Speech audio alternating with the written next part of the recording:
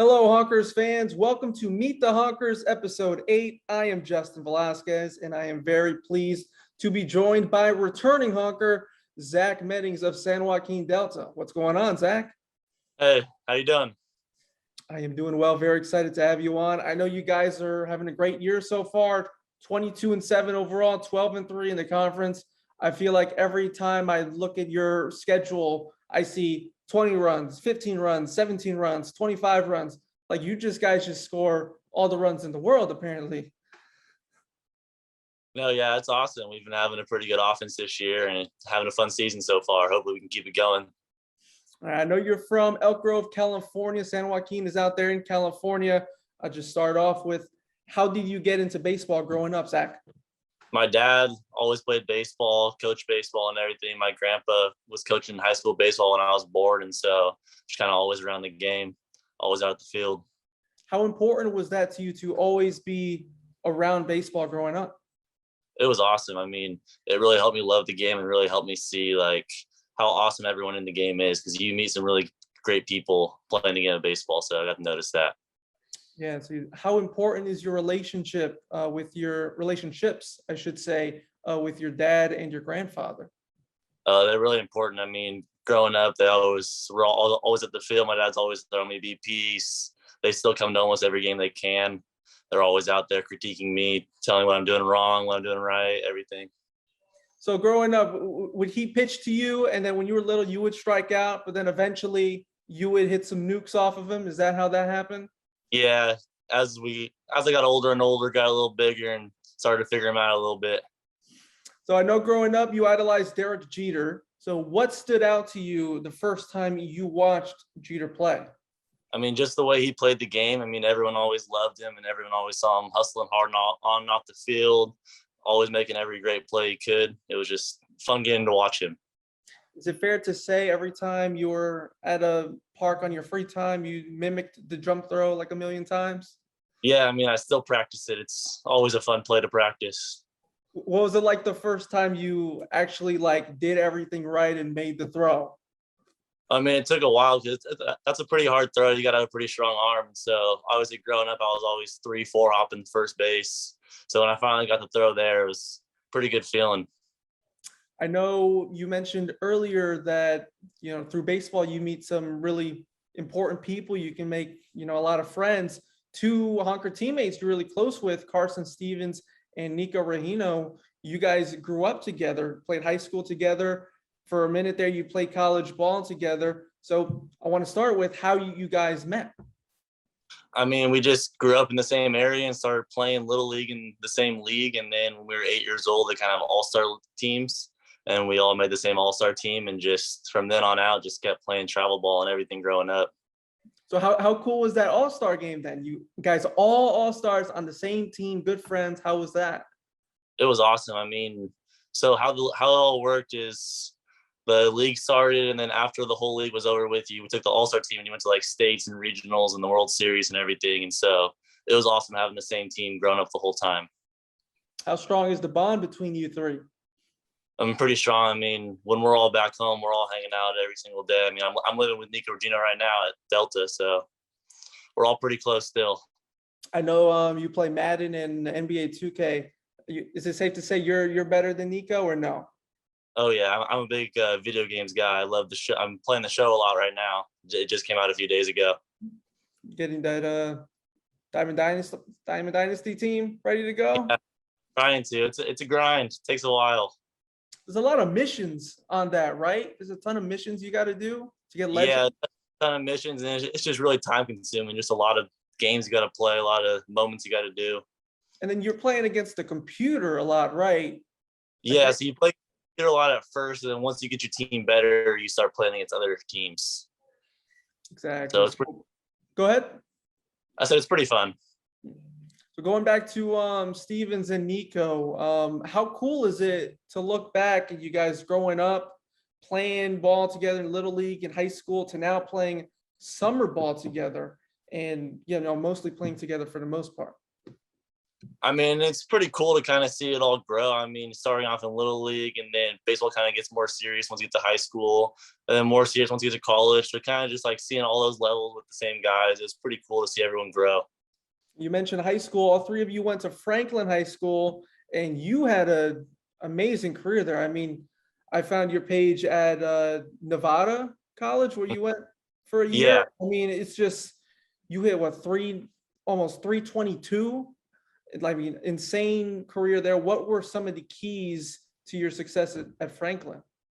I mean, having a great coach was always good. Brian Kilby was a great coach. And then just having good teammates. And like I mentioned, playing with Carson and Nico and everything, just having teammates to go hit with all the time, go work out with all the time. Just kind of staying dedicated to baseball was pretty important. Your junior season, you won the Delta League championship. How special was that season to you? It was awesome. I mean, just the tight bond we had with the team and everyone gelling together to win a championship. What were some of your favorite moments from that year? Some of the favorite moments from that year. Doesn't have to be one. I don't know, just kind of beating the good teams that we usually have good series with. We got to finally beat Jeju, which was probably one of the best teams in our conference. Got to beat them to win the league that year, so that was pretty cool. So kind of the satisfying win of like a close game against a high tier opponent, you would say? Yeah. Right. So you win the Delta League championship your junior year, I believe. And then your senior year, you win the Delta League MVP. What clicked for you specifically that season?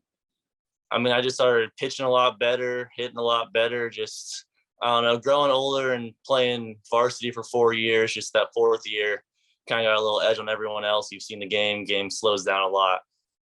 What were some adjustments you made, if you made any adjustments, going from your junior year to your senior year? Just trying to really hit the ball on a line and just stay under the ball and just get good backspin off the ball and just, I don't know, just going out there and having fun, noticing that. I mean, I had a great season my junior year, and just noticing that how much fun I had playing baseball. Just had to stick to having fun instead of taking it so seriously sometimes. Yeah, and how do you battle that, taking it so seriously? Because I'm sure you're focused on, having good results, having a good season, but you also need to soak it all in and enjoy it. So how do you balance that as a player? I mean, just constantly reminding myself, just it's a game. You're going to fail. Everyone fails. It's a game of failure. So just go out there and have fun and everything will work out. Just trust the work that you put in off the field, because it'll all come together once you finally get in the game. I know you mentioned you wanted to hit the ball more on a line and have more backspin on it. So take me behind some of the mechanical adjustments you make in your swing or your stance that allows you to do that. Well, so starting my junior year, I kind of took out leg kick and a stride in general. I kind of go after like the outer pulls kind of swing, just the no stride, just the toe tap. I don't know, kind of keeps my swing really compact and short to the ball.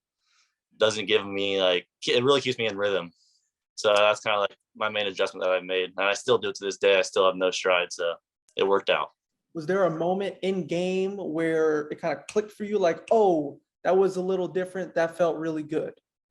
No, I think it was just hitting BP and just I was struggling a little my sophomore year, started the junior year, just kind of trying to figure stuff out. And just one of the coaches suggested it. And I just went with it and rolled with it.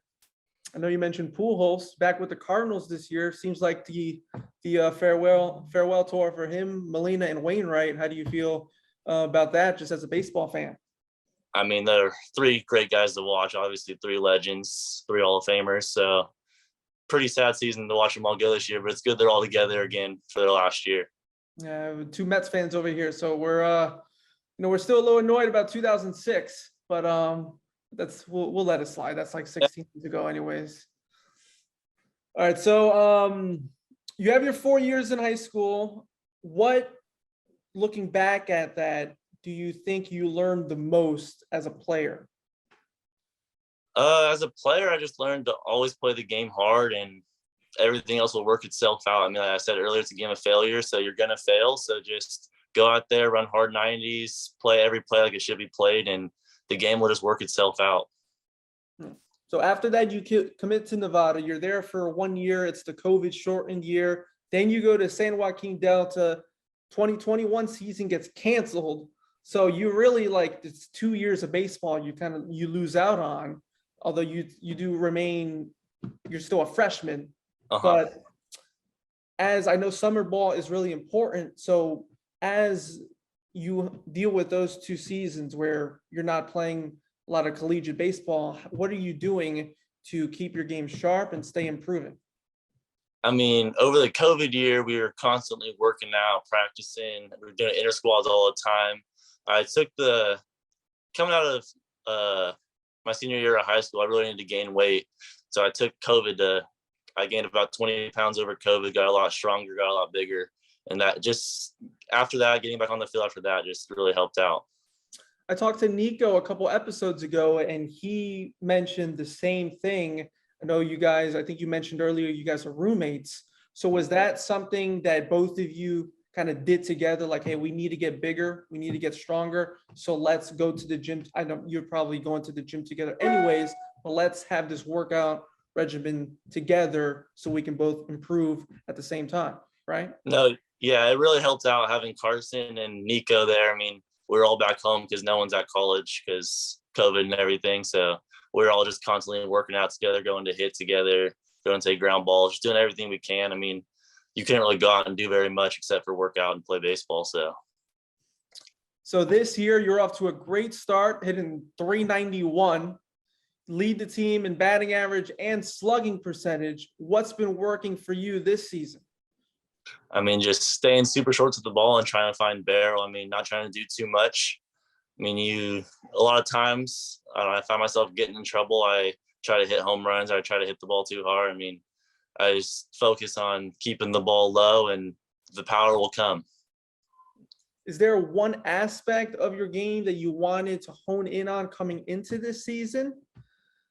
Yeah, my defense, I was always able to hit. My defense is always a little shaky. This offseason, I really worked on my defense, and I felt like I really improved on defense. I play primary third base, but my glove's gotten pretty good, so I've been able to move all around the infield. I've played a lot of second base too.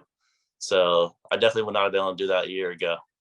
So how do you balance that? We're moving all around the infield, third, second, maybe even some shortstop as well. How are you balancing, not being a defensive liability at all of those positions?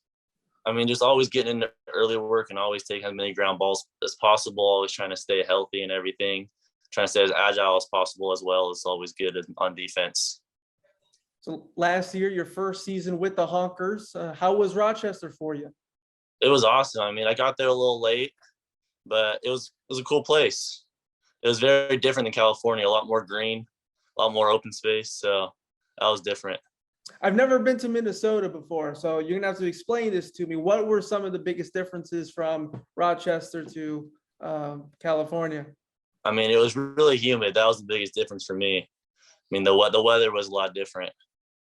I'll keep that in mind. Being from New York, it gets very humid over there too. Yeah, Unfortunately, you're probably used to it then. yeah, it gets very humid in New York. Yeah. What are you looking forward to in Rochester this summer? I'm just looking forward to all the teammates I get to meet. I mean, summer ball is a great place to go meet new teammates and get new ideas on baseball and just go have fun. I'm excited to meet my new teammates. And there's a lot of teammates that you have currently at San Joaquin.